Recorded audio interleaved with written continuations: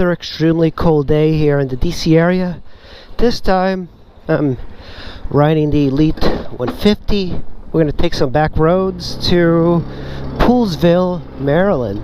We're heading to Poolsville for the Cars and Coffee, and I know there's going to be a bunch of guys there. There's some hardcore guys, including Alex, and Alex has got a 2012 Yamaha Super Tenere, so he is going to it. He usually goes to it. He lives a little bit closer, so to get there on a scooter is a little bit more involved because I can't go on just 270, so I have to find back roads there. 317. Hey, how's it going? On 3? This is only going to be like $2.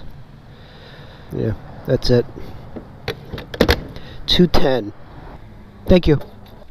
15, 16, 17. Yesterday when I started this thing, it was very hard starting, so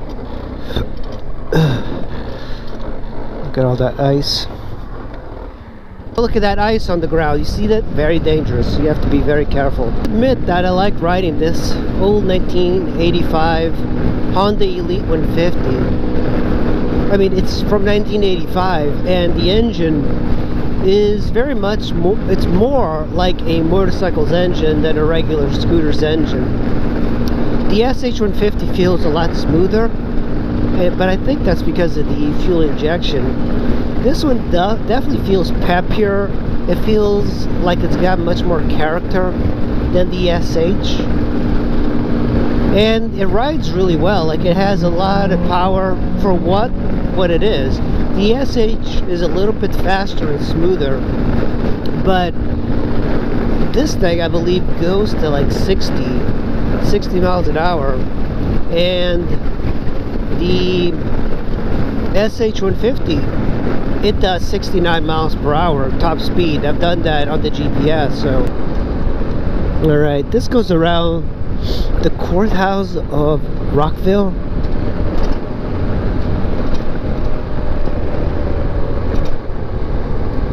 I used to work here too. Oh shit, my bike just died. I think it's just the idle. More ice over here. Holy cow. I'm actually, wow, look at that ice. I have to be careful over here. Why is there ice over here? Look at this.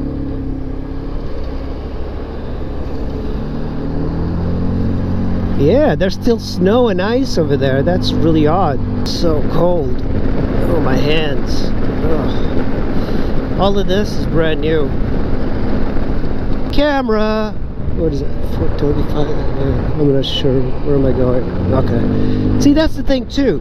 They don't put the speed limit next to the speed camera. See, 30 miles an hour? I think I was going a little bit faster. They don't put the speed limit next to the camera, so you don't know really the speed. You see the camera. I guess that's the technique. They want you to miss it. I know that the speed cameras are really not about safety. It's more about making money. We all know it. But in Europe, they have something similar. But instead of getting speed cameras, they just turn the lights green for you. So there's a little bit of a shaming period. So let's say that I went fast in this particular part of the road where there's supposed to be a speed camera. But in Europe, instead of the speed camera, the sensor would trigger the red light up ahead, so you would be forced to stop at the red. This way, you don't get a ticket. You just simply stop, so whatever potential speed gains that you would have, you would lose by being in the red light. As we're doing a top speed run of the Elite 50. It's actually a 150, but look at this, 55 miles an hour. We're gonna go down this hill, make sure there's no ice. Yeah, nice. I'm at 60 right now.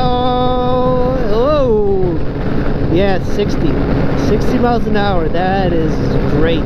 Look at that ice over there. Jesus, yeah, this is crazy. Oh, look at this ice. Look at this. Any wetness, like, look at that. See, very dangerous. You definitely have to slow down. camera. I'm gonna slow down. Ah, damn. It is freezing. How's the Poolsville? Alright, so I think we're coming on to... There we go. There's those guys over there. Here's the bikes and coffee here. Not that many.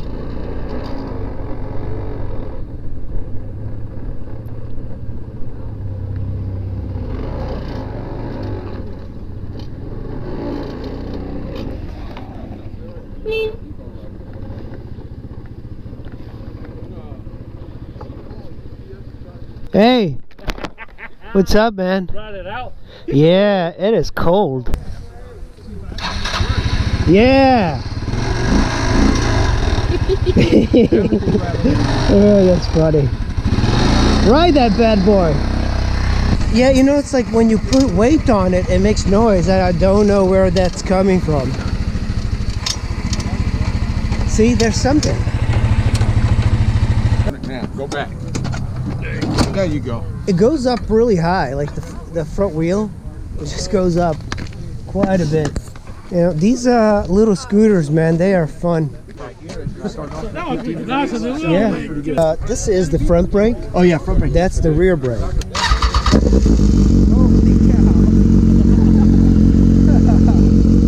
That's crazy. So we got a 0 SRS, Honda Elite 150, KTM 1290, KLR 650,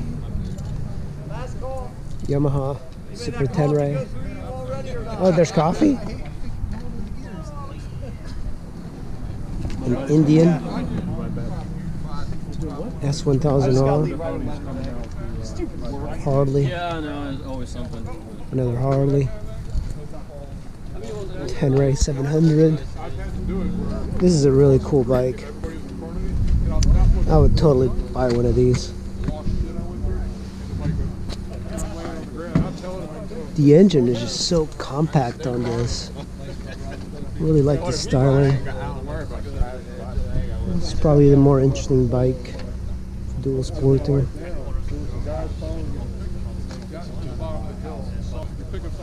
So R1250 RT, Triumph Tiger,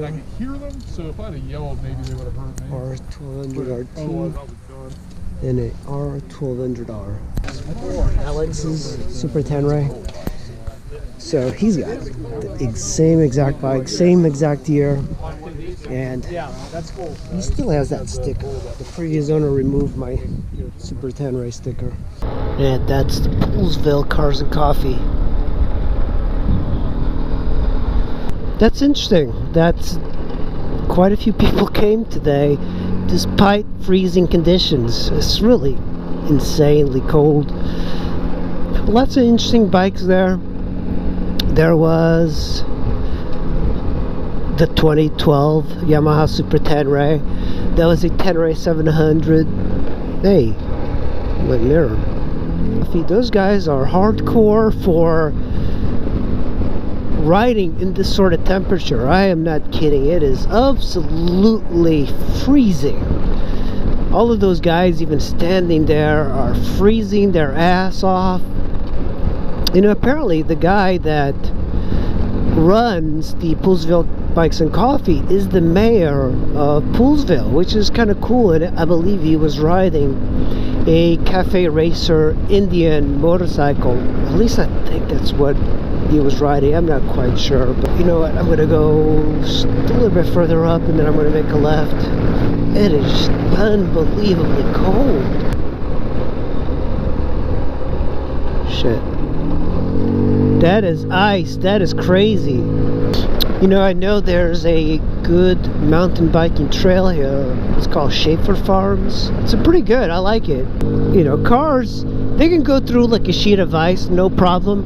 Even if they slide a little bit, you know, even if they hit something, it's just a minor inconvenience.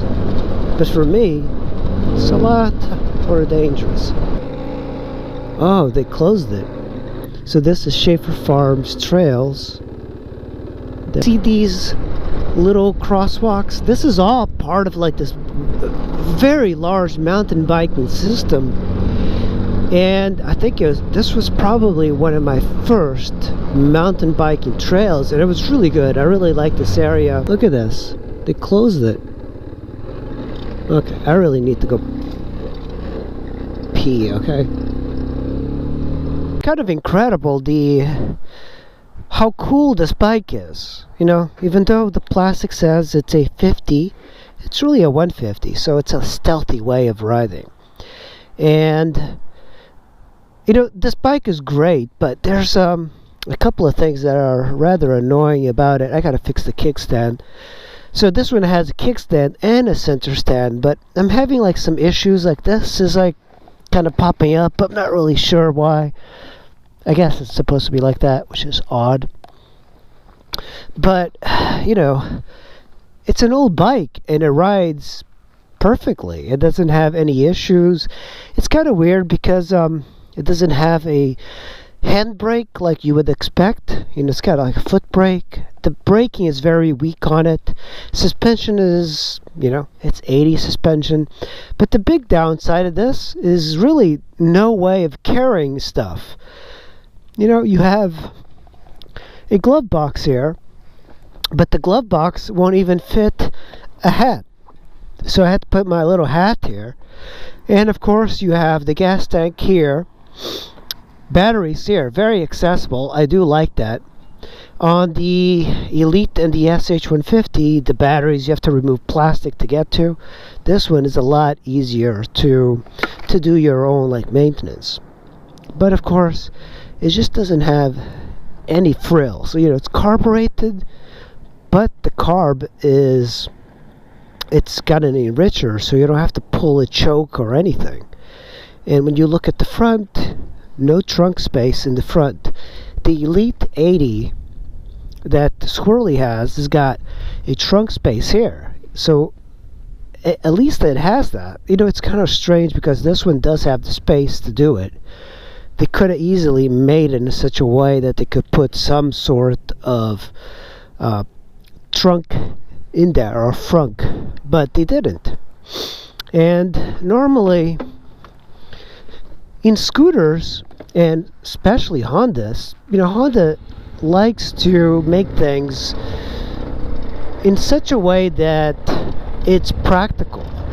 And I guess in the 80s, Honda didn't do that with this bike. They made it very unpractical.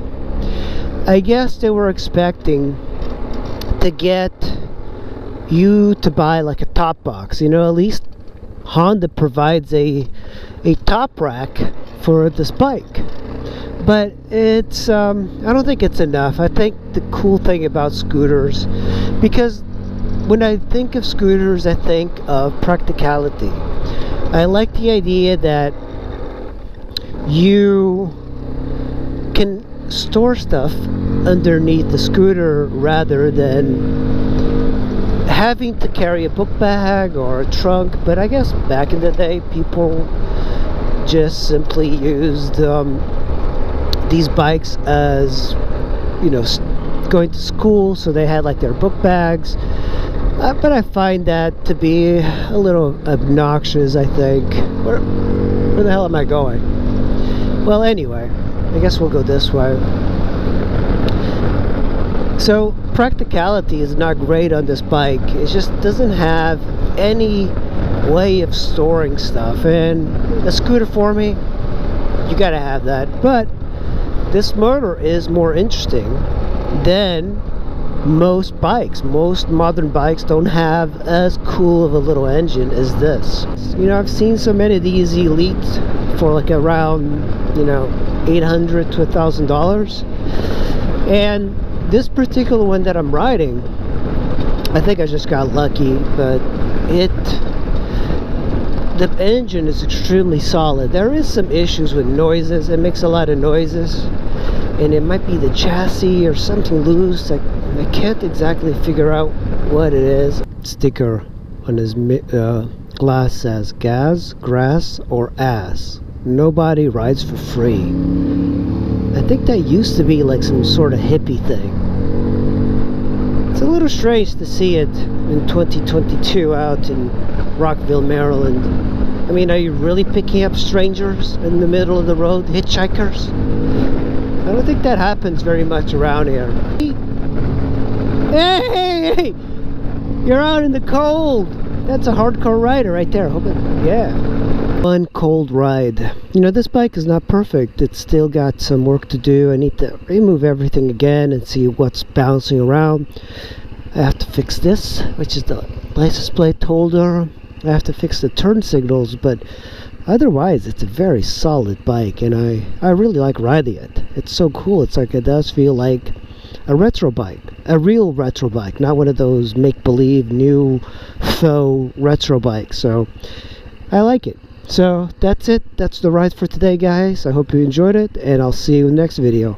Thanks for watching. Bye. Kind of stuck here. The cops won't bother me.